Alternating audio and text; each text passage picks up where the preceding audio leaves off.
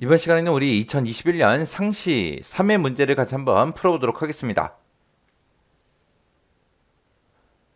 문제 2번이요. 문제 2번 보니까 입력 및 수정 기능 구현하고 이렇게 이제 문제가 나왔습니다. 배점이 총 25점으로 되어 있고요. 자, 1번 문제부터 시작해서 우리 XX를 통해서 같이 한번 문제 풀어보자고요. 자, 1번 문제 보니까 이제 회원 목록이라는 폼이 있대요. 다음 화면과 지시사항을 따라서 이제 완성해라. 각 3점이다. 그렇게 나왔습니다. 자, 동그라미 1번이요. 동그라미 1번에 보니까 폼의 기본 보기 속성을 그림과 같이 설정해라. 그렇게 나왔습니다. 일단은 우리가 회원 목록이라는 이 폼을 먼저 더블 클릭 한번 해보자고요. 자, 회원 목록이라고 여기 있고요. 자, 더블 클릭해서 보니까 지금 이 폼 하나에 데이터가 이제 하나만 나왔어요. 자, 그럼 이제 문제 그림 좀 보자고요. 자, 문제 그림 보니까 지금처럼 회원 목록이라는 폼이 이렇게 있는데 이곳에 이제 여러 개의 데이터가 쭉 표시가 됐죠. 그러면은 이 폼 보기를 바꿔라 그 얘기는 원래는 하나씩만 나오게 단일 폼으로 돼 있는데 지금 이 하나의 폼에 여러 명의 데이터가 나오죠. 그래서 이거를 연속 폼으로 변경시키라는 거예요. 자, 그러면 일단은 우리가 디자인 보기로 먼저 들어가자고요. 디자인 보기 들어가고요. 자, 우리 폼을 그렇게 바꿀 거니까 폼 선택해서 폼 선택해 주고요. 여기서 이제 폼 보기를 바꿀 때 우리 형식으로 가면 됩니다. 형식에 가게 되면 기본 보기하고 지금 단일 폼으로 되어 있죠. 이 단일 폼 이제 선택해주고 여기서 이제 연속 폼으로 이렇게 이제 만들어주면 돼요. 그리고 나서 이제 폼 실행 한번 시켜보자고요. 폼 실행 시켰더니 지금처럼 이렇게 이제 하나의 폼에 여러 명의 데이터가 쭉쭉 이제 표시가 됐습니다. 이렇게 하면 이제 동그라미 1번 끝이요. 자, 그럼 이제 디자인 보기로 다시 되돌아가자고요. 되돌아가서 2번 문제요. 2번 문제 보니까 본문 영역에 보게 되면 tx의 성명이라는 것도 있고 tx의 과목명도 있대요. 이 두 개 컨트롤에 대해서는 각각 성명과 과목명의 필드의 그 내용이 표시가 되게 관련 속성을 설정해라. 그렇게 나왔습니다. 지금 우리 본문 영역 그러면 지금 이 영역을 얘기하는 거고 그때 이제 tx의 성명이랑 tx의 과목명이요. 자, 지금 여기 본문 영역에 보게 되면 이제 언바운드 되어 있는 게 여기 첫 번째 칸 있죠. 첫 번째 칸 찍어서 제목 보니까 txt 성명이 있고요. 그 다음에 언바운드 되어 있는 게 여기 또 있네요. 여기에는 제목이 프로그램이라고 되어 있는데 얘를 이제 클릭해 보니까 txt 과목명이에요.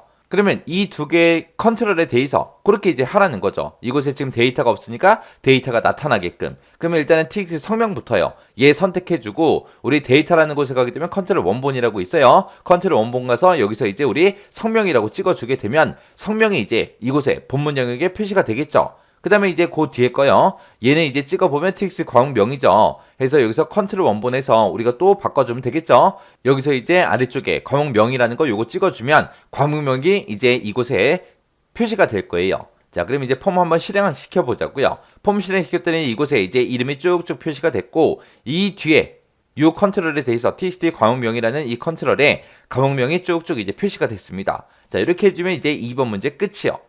그 다음에 이제 3번 문제 보니까 폼에 구분선하고 레코드 선택기가 표시가 되도록 관련 속성을 설정해라. 그렇게 나왔습니다. 그러면 이것도 폼에서 하는 거죠. 그래서 폼 선택기라는 거 요거 이제 선택해 주고요. 우리 형식이라는 탭에 가게 되면 중간에 이제 우리 구분선이라는 것도 있고 레코드 선택기도 그 바로 위에 있죠. 이게 지금 둘 다 아니오로 돼 있는데 이거 둘 다 표시가 되게 얘로 이제 설정해 주면 되겠죠. 해서 레코드 선택기 얘 선택해 주고요. 그 다음에 이제 구분선도 얘로 이제 선택해 주면 됩니다. 이렇게 해주면 이제 3번 문제 끝이요. 그 다음에 이제 4번 문제 보니까 본문 영역이 있대요. 본문 영역에 보게 되면 txt 가입 1이라는 게 있고 txt 만료 1이라는 그 컨트롤이 있대요. 지금 여기 보니까 본문 영역에 가입이라고 우리 만료 1이라는 컨트롤이 여기 있죠. 이 두 개 컨트롤에는 날짜가 표시의 얘처럼 표시가 되게 관련 속성을 설정해라. 그때 표시 얘 보니까 2019년 9월하고 이렇게 이제 표시가 되는데 연도를 먼저 출력해주고 그 뒤에 점 찍어주고요. 월까지 그렇게 이제 나타나게 그렇게 하래요. 자, 일단은 우리 실행시켜서 한번 보자고요. 폼을 실행시켜서 보니까 지금 이 두 곳에 이 두 개 컨트롤에 대해서 연, 월, 일이 다 표시가 됩니다. 근데 지금 요거를 표시가 이런 형태로 되게 그거 이제 바꾸라는 거죠. 자, 그러면 일단은 우리가 디자인 모드로 먼저 들어가고요. 자, 그러면 이제 가입이라는 거 찍어주고 만료일도 찍고 Shift 눌러서 둘 다 같이 찍어주면 돼요. 둘 다 같이 선택한 상태에서 우리 형식이라는 탭에 가기 때문에 형식이라고 있습니다. 여기서 이제 형식을 그렇게 만들어주면 되죠. 해서 우리 연도를 대신해주는 게 Y니까 Y 해서 Y를 4글자 찍어주면 되겠죠. 해서 연도를 4글자로 표시해라. 그리고 그 뒤에 컴마가 아니라 점으로 표시하는 거죠. 점으로 표시할 거니까 점이라고 그대로 똑같이 찍어주고요. 그 뒤에 가서 이제 하고 월을 숫자 두 자리로 표시해라. 9월일 때 09월로, 5월일 때는 05월로 그런 식으로 표시가 되게끔 M을 두 개 이렇게 찍어주면 됩니다. 그리고 나서 이제 엔터요. 그럼 이제 형식 다 지정했으니까 확인 한번 해봐야 되겠죠. 해서 폼 실행이요. 폼 실행시켜 보니까 우리 가입이라고 만료일 그 날짜들이 전부 다 이제 표시의 예처럼 그렇게 이제 똑같이 수정이 됐습니다. 이렇게 해주면 이제 4번 문제 끝이요. 그 다음에 이제 5번 문제 보니까 폼 바닥글에 보게 되면 txt 회원수라는 컨트롤이 있대요. 자, 지금 여기 보니까 등록 회원수하고 빈칸으로 돼 있는데 이 빈칸이 우리 txt 회원수인 것 같아요. 자, 여기에는 전체 회원수가 표시의 예와 같이 표시가 되도록 컨트롤 원본 속성을 설정해라. 표시 예 보니까 100명일 때는 100명 하고 명이라는 요 한글도 표시가 되게끔 그렇게 만들라는 얘기죠. 자, 일단은 우리가 디자인 보기로 들어갔고요. 여기서 이제 요 컨트롤 한번 찍어보자고요. 찍어서 봤더니 txt 회원수라는 그 컨트롤이 맞죠. 여기다가 이제 우리가 인원수를 표시할 때, 개수를 셀 때 우리가 count라는 명령어 써주면 되죠. count라고 쓰고 별표 찍어주면 이제 인원수만 나올 거예요. 자, 그럼 이제 한번 실행 한번 시켜보자고요. 실행시켰더니 100명이니까 100하고 이렇게 숫자만 표시가 됐죠. 우리는 그 뒤에다가 이제 명이라는 글자도 같이 붙여줘야 돼요. 그래서 우리 디자인 보기로 들어갔고요. 자, 여기 카운트 뒤에 가서 이제 우리가 M% 열어주고 그 뒤에다가 명이라고 한글로 써주면 되죠. 문자니까 지금처럼 이렇게 이제 쌍따옴표를 묶어서 이렇게 이제 작성해주면 됩니다. 자, 그리고 나서 이제 실행이요. 실행시켰더니 100명일 때 100명 하고 이렇게 표시되는 거 맞죠? 이렇게 해주면 이제 5번까지 문제 다 풀었습니다.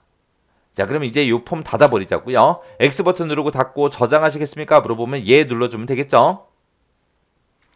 그 다음에 이제 2번 문제요. 2번 문제 보니까 회원 목록이라는 이 폼이 있대요. 이 폼에 보게 되면 txt 회원 유효 개월수하고 이 컨트롤이 있는데 이 컨트롤에는 가입이라고 만료일 이 차이가 월 단위로 표시되게 그렇게 이제 컨트롤 원본 속성을 설정하시오. 그때 이제 데이터 diff라는 요 함수를 사용하시오. 그렇게 되어 있습니다. 자, 일단은 회원 목록이라는 이 폼이요. 이 폼에서 마우스 오른쪽 버튼 디자인 보기요. 디자인 보기 들어갔더니 자, 이 폼에 보게 되면 txt 우리 회원 유효 개월수하고 여기 제목이 써져 있죠?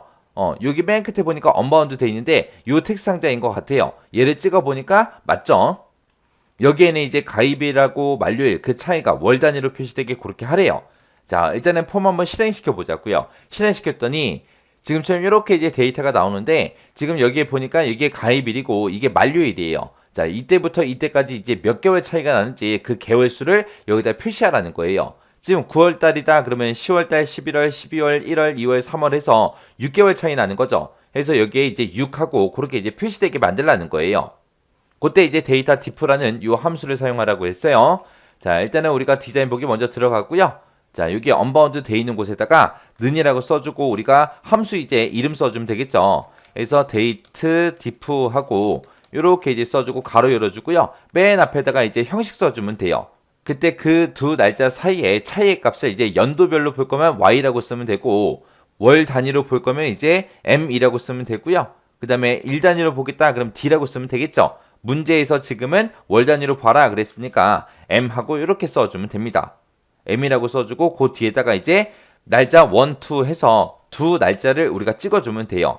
근데 그때 그 두 날짜가 이 가입이라고 만료일이죠. 지금처럼 이렇게 필드 형태로 돼 있으니까 우리가 대괄호 열어주고 여기다가 이제 가입일 하고 써주고요.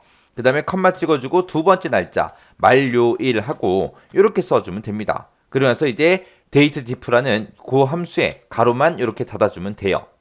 자, 그러면 이제 실행 한번 시켜보자고요. 실행시켰더니 지금처럼 이렇게 이제 9월달부터 시작해서 2020년 3월달까지 6개월 차이 납니다. 10월달부터 3월달까지 5개월 차이 나고요. 11월달부터 시작해서 1월달까지 2달 차이 납니다. 하고 이런 식으로 이제 개월수가 이렇게 이제 표시가 됐습니다. 자, 이렇게 해주면 이제 또 2번 문제가 끝났죠. 그럼 이 폼도 닫아버리자고요. 닫았더니 저장하시겠습니까? 라고 물어보죠. 그러면 예 눌러주면 돼요. 이렇게 하면 이제 2번 문제 끝이요. 그 다음에 이제 3번 문제요. 3번 문제 보니까 회원관리라는 폼이 있대요. 회원관리라는 폼이 지금 여기 있죠. 일단 실행 먼저 시켜보자고요. 실행시켰더니 지금처럼 이렇게 이제 폼이 작성이 되어 있습니다. 여기서 이제 보고서 보기라는 그 단추를 클릭했을 때라고 했는데 보고서 보기라는 그 단추가 여기 있죠. 이 보고서 보기 단추를 클릭했을 때 다음과 같은 기능이 구현되도록 보고서 보기 매크로를 생성을 하래요. 생성을 하고 지정하시오. 그렇게 되어 있습니다. 자, 그러면 이제 매크로 이름이 나왔으니까 매크로를 우리가 먼저 만들고 그리고 나서 이제 만든 후에 우리가 보고서 보기라는 이 단추랑 이제 연결만 시켜주면 되는 거죠. 그때 이제 회원 목록이라는 보고서를 인쇄 미리 보기 상태로 그렇게 이제 표시를 하래요. 표시를 하고 나서 다음과 같이 시스템의 현재 날짜와 시간이 표시된 그 메시지 상자를 표시해라 해서 메시지 상자 보니까 지금 제목은 보고서 정보 조회라고 되어 있고요. 그때 이제 앞에 그림은 이제 지금처럼 이렇게 되어 있고 그리고 오늘은 이라고 한글로 써져 있고 그 뒤에 이제 날짜하고 시간이 지금처럼 이렇게 표시되고 맨 뒤에 입니다 하고 이렇게 되어 있습니다. 그리고 그때 이제 버튼은 확인 버튼 요거 하나밖에 없죠. 자, 요거 일단은 우리 매크로부터 만들어 보자고요. 자, 일단은 여기서 이제 디자인 보기로 먼저 들어가고요. 자, 우리 매크로 만들 거니까 만들기에 가서 우리 매크로 선택해 주면 되겠죠.